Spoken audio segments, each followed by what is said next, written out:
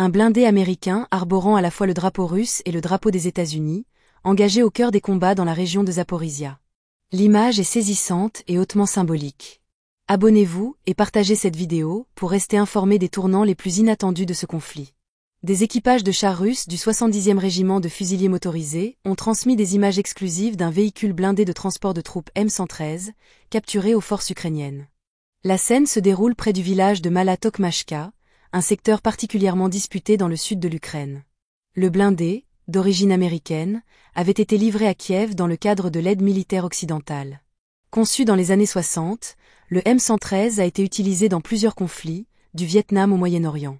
Bien qu'il ne soit pas considéré comme une technologie de pointe, il demeure robuste, polyvalent et redoutable pour le transport sécurisé de troupes sur les lignes de front.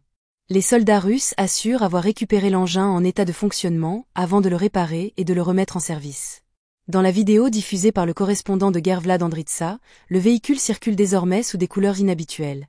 Il porte à la fois le drapeau tricolore russe et le drapeau américain. Un contraste volontairement provocateur, destiné à souligner le retournement de situation.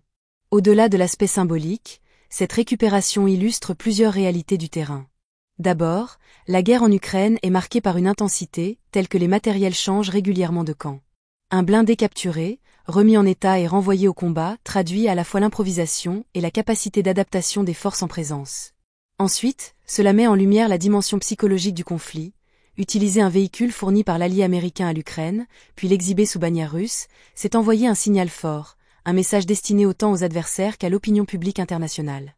Pour Moscou, cette prise de guerre est l'occasion de rappeler que l'assistance occidentale, malgré son ampleur, ne garantit pas l'avantage stratégique.